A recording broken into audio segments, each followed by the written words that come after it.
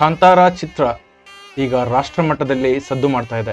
ತುಳುವರ ಅತಿ ನಂಬಿಕೆಯ ದೈವಾರಾಧನೆಯನ್ನ ಪ್ರಮುಖ ಅಂಶವನ್ನಾಗಿ ಇಟ್ಕೊಂಡಿರ್ತಕ್ಕಂಥ ಕಾಂತಾರ ಚಿತ್ರಕ್ಕೆ ಸಿನಿ ಪ್ರೇಮಿಗಳು ಮನಸೋತಿದ್ದಾರೆ ಅಂತಲೇ ಹೇಳ್ಬೋದು. ತುಳುನಾಡಿನ ಜನರ ನಂಬಿಕೆಯ ಪಂಜುರ್ಲಿ ದೈವ ಮತ್ತು ಗುಳಿಗ ದೈವದ ಕಾರಣಿಕವನ್ನ ಬಿಂಬಿಸುವ ಕಾಂತಾರ ಚಿತ್ರ ಒಂದು ಚಿತ್ರ ಅಲ್ಲ, ಅದೊಂದು ವಿಶಿಷ್ಟವಾದ ಅನುಭವ ಅಂತ ಚಿತ್ರ ನೋಡಿದ ಪ್ರೇಕ್ಷಕರು ಹೇಳ್ತಾ ಇದ್ದಾರೆ. ಸ್ನೇಹಿತರೆ, ಹಾಗಾದ್ರೆ ಈ ಪಂಜುರ್ಲಿ ಅಥವಾ ಈ ಗುಳಿಗ ದೈವದ ಮಹತ್ವ ಏನು, ಅದರ ಹಿನ್ನೆಲೆ ಏನು ಅನ್ನೋದನ್ನ ನಾವು ಅರ್ಥ ಮಾಡ್ಕೊಳ್ಬೇಕಾಗತ್ತೆ. ಯಾಕಂದ್ರೆ ನೋಡಿ, ನಂಬಿದವರನ್ನ ಪೊರೆಯುವ, ಅಭಿಷ್ಟಗಳನ್ನ ಪೂರೈಸುವ ಪಂಜುರ್ಲಿ ದೈವಕ್ಕೆ ತುಳುನಾಡಿನಲ್ಲಿ ಅಪಾರವಾದ ಗೌರವ ಇದೆ. ಕುಟುಂಬವನ್ನ ಪೊರೆಯುವ ಯಜಮಾನನನ್ನ ಸ್ಥಾನಕ್ಕೆ ಪಂಜುರ್ಲಿ ದೈವಕ್ಕೆ ನೀಡಲಾಗ್ತದೆ. ಪಂಜುರ್ಲಿ ದೈವವನ್ನ ಮನೆಯ ಚಾವಡಿಯಲ್ಲಿ ಅಥವಾ ಮನೆಯ ಒಳಗಿನ ಮಂಚದ ಮೇಲೆ ಅಂದ್ರೆ ಪೀಠವನ್ನ ಮಾಡಿ ದೈವದ ಬಿಂಬವನ್ನ ಪೂಜಿಸಲಾಗ್ತದೆ. ಗುಳಿಗ ದೈವ ರೋಷಾವೇಶದ ಅಂಶವಾಗಿದ್ದು ಮನೆಯ ಹೊರಗೆ ಗುಡ್ಡದ ಕಲ್ಲಿನ ರೂಪದಲ್ಲಿ ಆರಾಧನೆ ಮಾಡಲಾಗ್ತದೆ. ಮನೆಯನ್ನ ಪಂಜುರ್ಲಿ ದೈವ ರಕ್ಷಣೆ ಮಾಡಿದರೆ ಮನೆಗೆ ಸೇರಿದ ಪ್ರದೇಶವನ್ನ ಕ್ಷೇತ್ರ ಪಾಲನಾಗಿ ಗುಳಿಗ ಕಾಪಾಡ್ತಾನೆ ಎಂಬ ನಂಬಿಕೆ ನಮ್ಮ ತುಳುನಾಡಿನ ಜನರಲ್ಲಿದೆ. ಸ್ನೇಹಿತರೆ, ಹಾಗಾದ್ರೆ ಈ ಪಂಜುರ್ಲಿ ದೈವದ ಹಿನ್ನೆಲೆ ಏನು ನೋಡಿ. ಪಂಜುರ್ಲಿ ದೈವದ ಅಂಶ ಅಂದ್ರೆ ಪಂಜಿ ಅಂದ್ರೆ ಹಂದಿ ಅಂತ. ಪಂಜುರ್ಲಿ ದೈವದ ಹಿನ್ನೆಲೆಯ ಬಗ್ಗೆ ನಾನಾ ಭಾಗಗಳಲ್ಲಿ ಬಹಳಷ್ಟು ಕಥೆಗಳಿವೆ.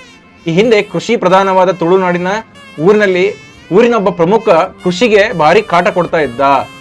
ಆ ಒಂದು ಕಾಟ ಕೊಡ್ತಾ ಇರತಕ್ಕಂತ ಹಂದಿಯನ್ನ ಬೇಟೆಯಾಡಿ ಕೊಲ್ತಾನೆ. ಆದ್ರೆ ಆ ದೈವಿ ವಂಶ ಇರತಕ್ಕಂತ ಹಂದಿಯನ್ನ ಬೇಟೆಯಾಡಿದ ಸಂದರ್ಭದಲ್ಲಿ ಆ ಹಂದಿ ಸತ್ತ ಬಳಿಕ ಪಂಜುರ್ಲಿ ದೈವವಾಗಿ ರೂಪಾಂತರಗೊಂಡಿತು ಎಂಬ ಕಥೆಗಳಿವೆ.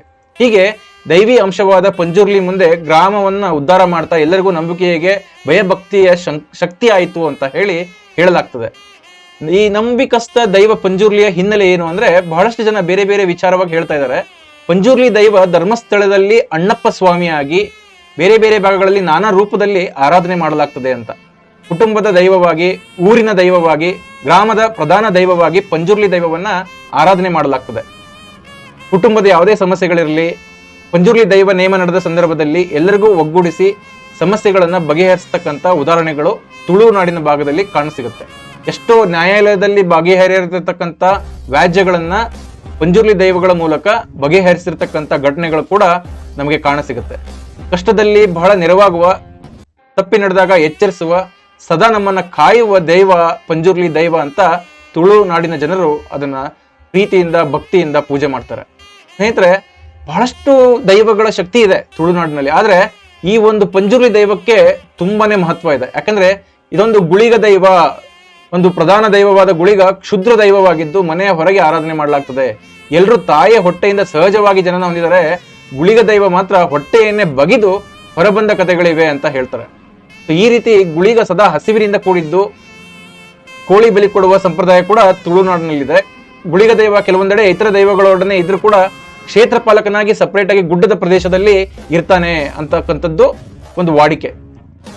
ಸ್ನೇಹಿತರೆ, ಏನೇ ಹೇಳಿ ತುಳು ಜನರ ಒಂದು ಮನಸೂರೆಗೊಳಿಸಿರ್ತಕ್ಕಂಥ ಕಾಂತಾರ ಚಿತ್ರ ಇವತ್ತು ರಾಷ್ಟ್ರ ಮಟ್ಟದಲ್ಲಿ ಒಂದು ಹೆಸರನ್ನ ಮಾಡಿದೆ. ನಮ್ಮ ಒಂದು ತುಳುನಾಡಿನ ಸಂಸ್ಕೃತಿ, ನಮ್ಮ ಒಂದು ಭಕ್ತಿ, ನಮ್ಮ ದೈವಗಳ ಬಗ್ಗೆ ಒಂದು ಅಪಾರವಾಗಿ ಅದನ್ನ ನಂಬಿಕೆ ಇಟ್ಟು ಅದ್ಭುತವಾಗಿ ಸೆರೆ ಮಾಡಿ ಆ ಚಿತ್ರವನ್ನ ತೆರೆಗೆ ತಂದು ಇವತ್ತು ಇಡೀ ರಾಷ್ಟ್ರ ಮಟ್ಟಕ್ಕೆ ತೋರಿಸ್ಕೊಟ್ಟಿದ್ದಾರೆ ರಿಷಬ್ ಶೆಟ್ಟಿ ಅವರು. ಇದ್ರ ಬಗ್ಗೆ ನಿಮ್ಮ ಅನಿಸಿಕೆ ಏನು ಅನ್ನೋದನ್ನ ಕಮೆಂಟ್ ಬಾಕ್ಸ್ ಅಲ್ಲಿ ಕಮೆಂಟ್ ಮಾಡಿ ನನಗೆ ತಿಳಿಸಿ ಅಂತ ಹೇಳ್ತಾ, ಮತ್ತಷ್ಟು ಇಂಟ್ರೆಸ್ಟಿಂಗ್ ನ್ಯೂಸ್ಗಳೊಂದಿಗೆ ನಾನು ನಿಮ್ಮನ್ನ ಭೇಟಿ ಆಗ್ತೇನೆ. ಅಲ್ಲಿವರೆಗೂ ನೀವು ನೋಡ್ತಾ ಇರಿ ನಮ್ಮ ಕರ್ನಾಟಕ ಕನ್ನಡ ಟಿವಿ ಅಂತ ಹೇಳ್ತಾ, ನಾನು ನಿಮ್ಮ ಪ್ರೀತಿಯ ಚೇತನ್ ರಾಜ್. Good bye.